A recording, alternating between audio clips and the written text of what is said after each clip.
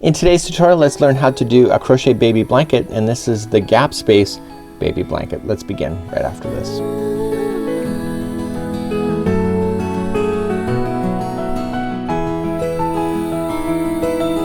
Welcome back to the Crochet Crowd as well as yarnspirations.com. I'm your host Mikey. Today I'm going to show you how to do a gap space baby blanket. The reason why I called it a gap space is that you can actually see that you're going into gap spacing in between double crochets, just like you see here. This is a very easy project to be able to work up. You're going to need 4 balls of the Bernat blanket yarn to do the main color, and then you're just going to need a partial of another color in order to do the border if you wish to do the border. You can get away without doing a border, but that's completely up to you.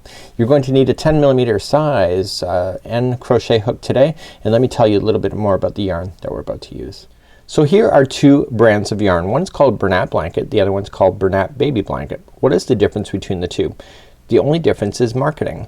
So for example, Bernat Blanket here is more geared to home decor. It's more solid colors, more adult in nature, where the Bernat Baby Blanket here has colors that you would see typically in baby afghans, baby colors, nursery rooms, even colors that are more geared for kids. So you can actually mix and match. What you will know and what you should know is that there's no 2 colors the same. So for example, the Bernat blanket, there's no colors that are in this line that are also in this line. So you can look in between the 2 and actually kind of mix and match. So if you're looking for a vintage white, you'll look for this one. You're looking for pure white, you're gonna look for this one. So you just mix and match, and it's a lot more easy. You can do anything that you want to with these particular tutorials that I'm about to teach you today, and it's just a lot of fun.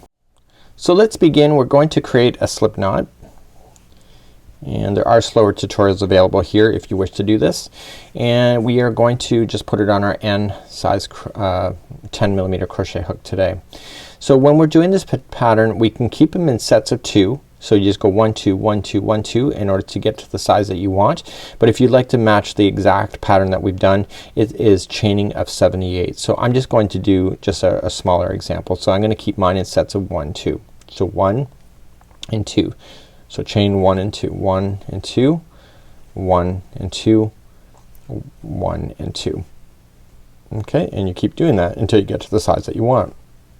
Now if you change your size of your chain, it's gonna change your yarn quantity. What those quantities are, well, that's completely up to you to be able to figure that out, because it's basically unlimitless on if one little change like that can make a world of difference when it comes to how much yarn you're going to need. So just make sure you plan ahead. So keep them in sets of 1 2. So we're going to start off with, and all of the stitches kind of nest into each other, but we need to create that nest before the other one can do it. So we want to count back from the fourth chain. So 1, so just look at it. So 1 2 3 and 4. Turn it over and get the back loop only, the back hump, and just double crochet 2 times into the same chain. So 1 and 2. And you will notice in the pattern I refer to as groups of 2, this is one group of 2. Okay, so you're gonna come back down to the chain and skip the next one and go to the second one over and do 2 more double crochets into the next one. And you're gonna do that all the way down the chain. Okay, so you skip the next one in the chain, second one over, and double crochet 2 more times.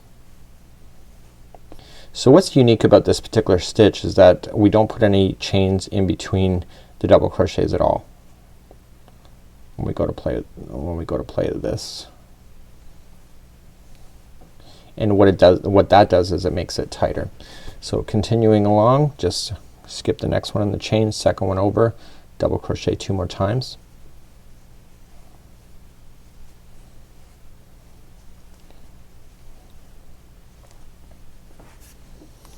Okay, and skip the next one and go to the second one over for 2 more double crochets. And then you're at the end of the chain, so when you get there, just go 1 double crochet at the last chain. So that when we did that double crochet 4th chain from the hook, you created a double crochet by doing that, and so you'll have 1 standing alone, and then you'll have all the groups of 2 nesting in between. Let's move up the row and I'll show you what to do next. So let's turn our work The hard work is actually now done. It's actually completely all done. So this is just a matter of just following what is already established. So getting it established was the hard part, and it wasn't really hard to begin with. So we're gonna chain 4 to start. So we're gonna chain 3 to start. 1, 2, 3. So chaining 3, and then you're going to just look at the next group of 2 and go right in between the space. Okay, it's not a stitch, it's just a space between them, and you're going to double crochet twice into that same space. Okay, so it makes it sink down a little bit more, and it makes the stitches nestle closer together by doing so. So now once you have that done, you come to the next group of 2 and go right in between for a double crochet. Use your fingers to kind of split those apart, and when you get that one done, again just move down, next group of 2, slam in 2 more double crochets.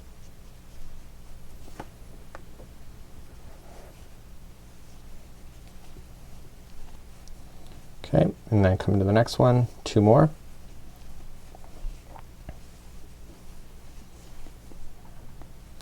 Okay, so we still have these 2 here, and we still have an outside one, so we're putting in 2 into that last group of 2, and we got to remember to put in 1 double crochet into the top of the next turning chain that you had.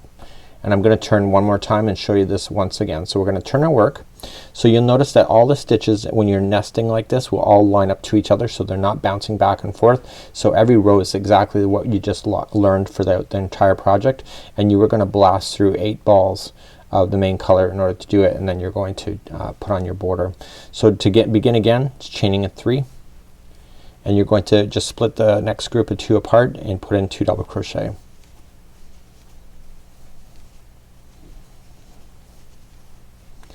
Okay, next group of 2, slam it right in between.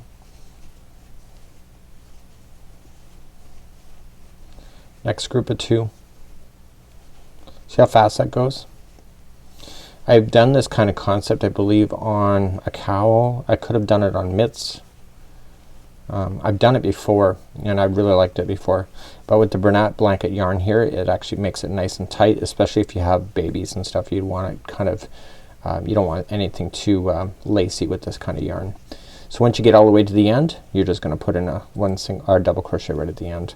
So I'm gonna show you how to do the border, and that's coming up next.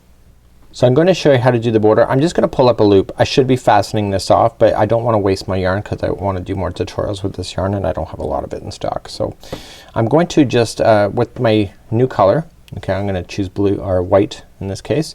I'm going to create a slip knot, and I'm going to put it onto my hook, and I'm gonna go right into the corner, and into the corner piece I'm going to put in just fasten it on, and the border goes really quick because it's thick yarn.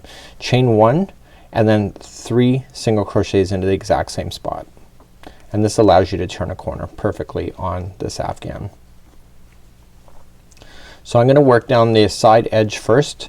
So when I'm doing the top edge here and I'm doing the bottom edge here, I can just follow what's already there, but on the sides we have to equally space it. So what I figured out is that you just have to equally space it down. So I'm gonna go into a gap space first for 1 single crochet, and then I'm going to go into an actual stitching area. So top of chain 3. The next one is a gapping space, and then the next one is in the top of the chain 3. Okay, gapping space. So you just equally space it out, and then you're right down the corner. So when you get to the corners, you just have to put in 3 single crochets. This allows you to turn the corner. So once you've turned the corner, you're gonna come along the bottom edge like so, and you're gonna go into a gap space first because there is a gap space, and then you're gonna come into the bottom of the stitch.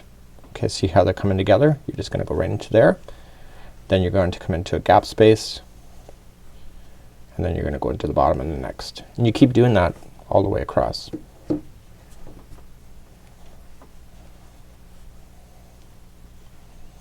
Now you see me a little bit struggling with my yarn on camera, and the only reason for it is that I've already filmed something earlier and I never wound it back to a ball, so it's kinda getting a little tangled on me. So it's not the yarn, it's me. It's the operator.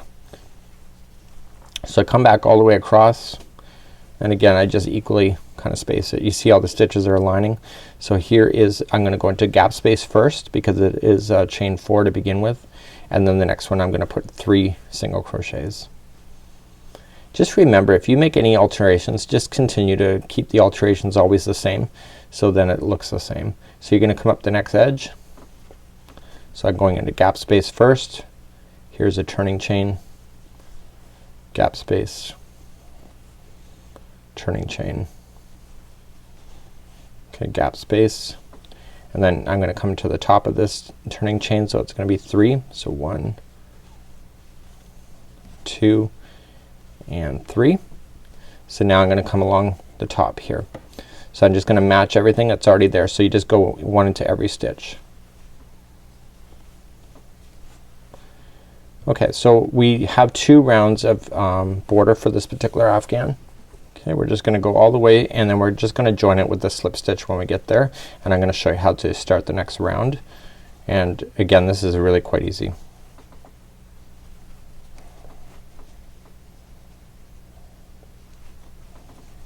Okay, I'm making sure I'm getting into every stitch. Now that I'm on the corner, I want to join it to the beginning single crochet. I want to chain 1 first, 1 single crochet into the first one, and every time you're on the group of 3, the middle one of the 3 needs to get 3 more single crochets to equally turn the corner. So every time you get to the corner, the middle one of the 3 gets 3 more, and then you're just gonna work down the edge. So 1 single crochet into each, going all the way down, and I'll show you one more time.